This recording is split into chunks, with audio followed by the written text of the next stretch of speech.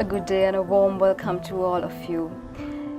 As you all know, Diyawannawa, Tharanayakala, Aluth, Muhunu is not quite Aluth in the sense, not quite new, because we always come before you, bringing to you an unknown side of a well-known personality who has crossed the paths of Diyawannawa for the very first time.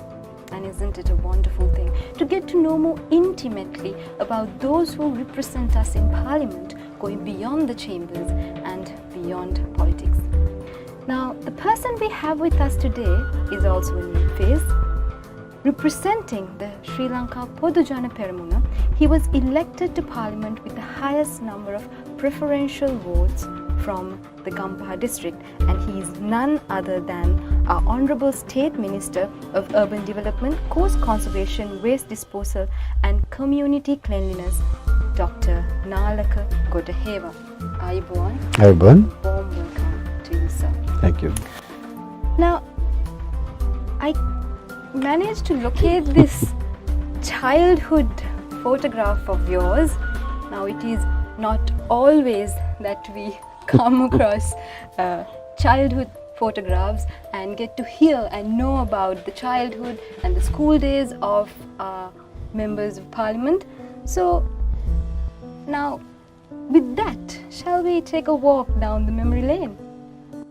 Actually, that photograph was when I was in Kandy, where I did my primary education at a school called Peradini Junior School, where my mother taught. So I was studying there till grade 5, and after grade 5 scholarship, I moved to Colombo to Ananda College. That is where most of my grooming took place, my education, personality, everything. And from Ananda College, I went to University of Moratuwa to follow a degree in engineering. I passed out as an engineer with honours in electronics and telecommunication field. That was my field. That is about my beginning of my education. But then, though I started my career as an engineer, I quickly moved into different areas again because of my educational interest. I got into marketing, I got into accountancy, I got into management, and finally I got a PhD in economics, so it got into a variety of fields. You are an academic, started from the University of Moratuwa to obtain a PhD, and also a professional. Someone with the credentials that you have and with your personality, many would think of migrating, going to a better country, a first world country, and settling and developing and having a career there. But you remained in Sri Lanka. Why? See, I started my career in a multinational, Unilever Ceylon. And thereafter, in my career, I worked in a couple of multinationals, and even Sri Lankan companies which were working overseas. So very early on in my career, I got many opportunities to travel, and I saw the world.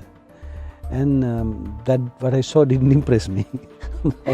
I am a very simple person, so I love my culture, I love my country. So I felt I'll be far more comfortable in Sri Lanka. And also from the very beginning, I was moving very fast in my career. I was moving up. So when you look at my other colleagues who passed out from the university and joined various other firms and then migrated, they were not progressing at the same speed I was progressing. So I had no motivation to go. I had everything here which I wanted. Usually people go abroad looking for greener pastures, so that something better. So I was doing well, so I had no reason to go. And also I always thought this is a better place to stay. Of course, this country has many things to improve. But going abroad, living in isolation from the rest of the society, being a second-class citizen is not my cup of tea. Right. Now, Honourable Minister, you stated that you started your career at Unilever, and as you went on, you have held top positions in top-notch institutions in Sri Lanka. Now, we have a lot of youth, joining in with us, who's looking for job opportunities, who are looking at excelling in their academics, in their career. So can we talk about that path of yours? How did you come this far? What made you different from the others? See, I was not choosy. That's the starting point. Many people get it wrong, trying to be very choosy, which path they should take, which career they should pick. I think my success was always that I was never choosy. I always grabbed the opportunity, whatever came my way. Let me give you a classic example. When I was in the university, I was studying engineering, and when I was in my second year, the JVP second insurrection came in 1980s, late 80s, and the university was closed for almost 2 years, right? And then others were waiting till the university opened. I went and started doing a clerical job. My first salary was 350 rupees, not enough even to pay my bus fare. Right? I didn't wait. When I started that job, I was put into the accounts department as a clerk. Right? So I learned there's another profession called accountancy. I knew only about engineering. So then I started studying accountancy. I joined CIMA, passed my exams very fast. So by the time I came back to the university, I was fully qualified as a professional accountant. So when I passed on to the university, I was double qualified, accountant and an engineer. But when I went to my first job, Unilever, Ceylon, those days it was called Lever Brothers, multinational company in the FMCG business. There they again started moving me from department to department. So I was not doing engineering, I was not doing accountancy. I was doing initially human resource development, then sales, operations, various things. And they finally put me to marketing. So then I wanted to excel in that field. I started studying marketing. So I passed again CIM, the UK based examination, became a fully qualified marketer. So I'm a chartered accountant, a chartered marketer and a chartered engineer, all three. But all because I took the opportunity as it came. So even thereafter in my career, when I was offered various jobs by different industries, I never worried thinking that this is the industry I know. I always went to totally new industries. I started at FMCG, then I was invited by telecommunication field. Of course, I had a degree in that. Went to telecommunication. From there, I was invited by a company in apparel industry, Mass Holdings, totally different. So I went to apparel industry. From there, I was invited to come to insurance. Then I joined the government. In the government, I was put to tourism, banking sector, hospitals, finally stock market. So whatever that came, I didn't think twice to accept those challenges. That is why I moved fast.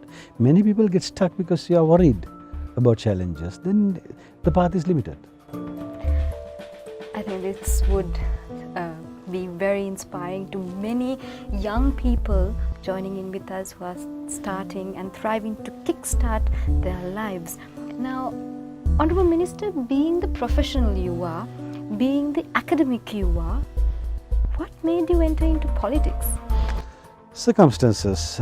I was in the private sector for about 18 years, and then I thought of leaving private sector and started my own business in the education sector. So somewhere in 2008, I started setting up a business school.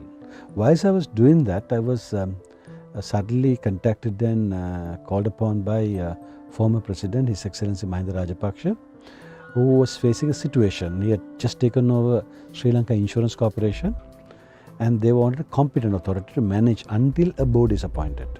So I had been the CEO of Sri Lanka Insurance before that, under the private sector, when it was a private company. So he was looking for somebody who has insurance experience and who knows the company. So somebody has gone and recommended me. So he asked me whether you can manage this company for 1 month until I appoint a board. But during that 1 month, I handled the operation alone so well. He got very impressed and he appointed me as the managing director of the institute when the board was appointed. From there began a journey of government service. From Sri Lanka Insurance, he put me to tourism as chairman. I was put into various boards, Ceylon Bank, UDA, Luxella, Lanka Hospitals, various things, always everywhere because I was performing. and then from Sri Lanka tourism to then to SEC when there was a crisis in the stock market. So I was doing all these things as a government servant. And in January 2015, when President Mahinda Rajapaksa was defeated and he went home, the following day I resigned because I had no further interest in staying in the government sector. I thought I would go back to private sector. But then the circumstances changed. What started happening in the country I didn't like. For example, for the infamous bond scam. I couldn't stay home. I came out and started commenting on that. I was invited by some university professors to come and explain the bond scam. So I was one of the first few people to come and explain it technically. So then that gradually attracted me to this political circles, not as a politician but as an advice. I was advising the joint opposition at that time on the economic front. Then I started Viyathmaga with President Gotabaya Rajapaksa, who had no intention to come into politics at that time. I convinced him to come and get involved in Viyathmaga. So I gradually got involved in politics without even realizing, and it was in 2018 Mr. Gotabaya Rajapaksa and Mr. Mahinda Rajapaksa both invited me to get involved in politics and contest from Gampa. There is no doubt that Viyathmaga did turn the tables around. Now that it has served its purpose, which is quite evident when we look at the representation in Parliament, where is Viyathmaga heading next? See, when we started Viyathmaga, President Gotabaya Rajapaksa, who was not even the presidential candidate at that time, was just the head of Viyathmaga, had an idea. He said we must develop this as a kind of group of intellectuals who would help forming national policies. So we did a lot of research in that area, formed various groups, studied various aspects in the government, and today when President Gotabaya Rajapaksa speaks eloquently on many subjects, that is because he spent a lot of time with Viyathmaga studying these areas for almost 5 years. Now his thinking is Viyathmaga can continue to play that role of being advisory to the government ministries. So we are trying to form various committees now under Viyathmaga on subjects that are of national interest and assist the government ministers with those ideas. See, in this country, when you become a minister, you get inundated with sometimes productive and non-productive work, both, right? You don't have much time to think, which is a sad thing, right?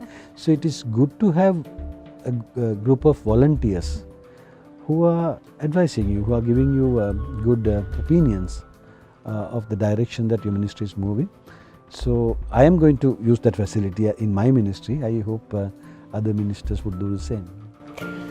Now, Honourable Minister, those who represent the calibre of professionals and academics are quite hesitant and reluctant to enter into politics, to get involved in politics, given that politics in Sri Lanka does not portray a very pretty picture. So, as an academic and professional yourself, how are you facing this challenge? See, there are few reasons why I came to politics, which many other professionals are reluctant to come. Number one, it's a challenge by itself. So you must have guts to come and do something which is difficult. Politics is not an easy job. There are so many different expectations when you come to this field. It's a very challenging task. It is not as easy as outsiders think. People think, oh wow, politics, that's the end game. You have everything when you get into politics. It's not so. Politician's life is a very difficult life. So you have to have guts in the first place, and I didn't have a problem in accepting challenges. Throughout my life, I accepted challenges. I never wanted to come to politics, but as I said earlier, I got dragged into, and then it is the president himself who wanted me to get actively involved in politics. Twice I refused, but third time when both president and prime minister told me that it is what people expect, I agreed. It was a challenge. Then I went to Gampa with 0 votes. Even I didn't have my vote when I went there first. But then I built a base and finally got more than 325,000 votes because I worked hard at it. It didn't come easy. Second thing is, I think many professionals don't understand that you can't stay away from politics if you want the country to prosper. Because who eventually manages a country? It is the professionals. In fact, Bertolt Brecht, the famous author, once ridiculed professionals, saying a professional is an educated fool who doesn't understand that all his life is governed by politicians. So Brecht says, this foolish man very proudly says, I hate politics. But he doesn't understand even the bread that he buys. The price is decided by a politician. Right? The school bag that he buys for his kid, the price is decided by a politician. He doesn't understand that. But he very proudly claims that he hates politics. Plato told that if you don't want to be governed by uneducated people, you must get into politics. Right? So you can't stay away from politics. So at Vietmagar, I always told people, if you are interested, get involved in politics. But at least some of you must get involved in politics.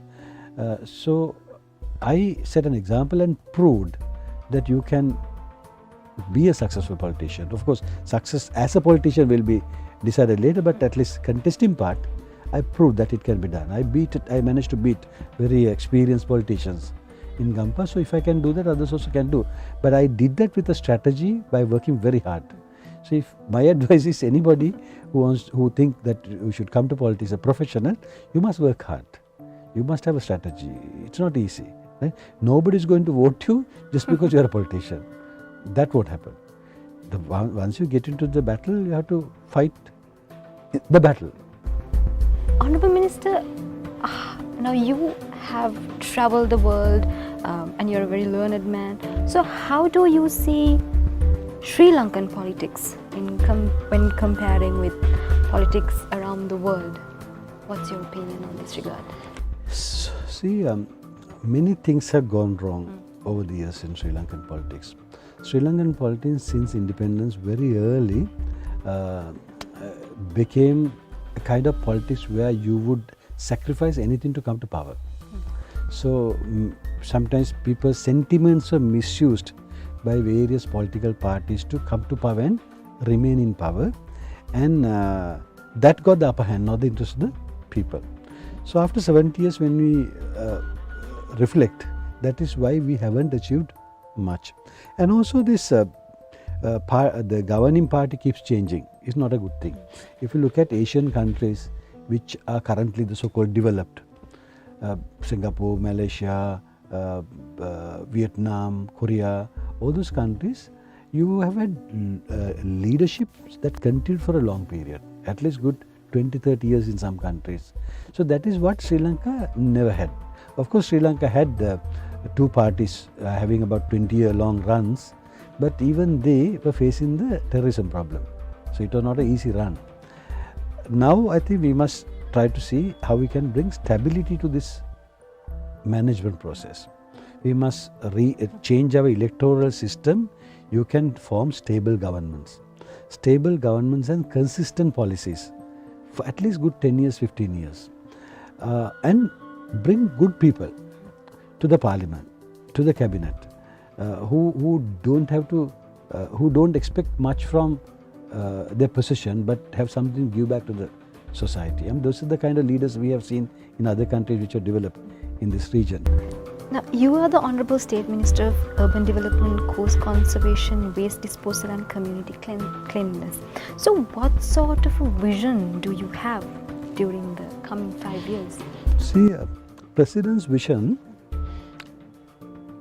very simply put, is creating a productive citizen, a happy family, a disciplined society and a prosperous nation. 4 things, 4 steps. And every ministry has to work towards this end objective. How you can increase the productivity of people, how you can increase the happiness of families, how you can make it more disciplined, right? Eventually leading to a prosperous nation. So all the institutes that are under mine or areas, whether it is urban development, whether it is housing, whether it is coast conservation, whether it is waste management, whether it is, and there are other things that are hidden which is not reflected in this name, flood management, all those things. eventually help these 4 areas. So I have now identified how each institute can cater towards this end objective and try to align the staff towards achieving that end objective.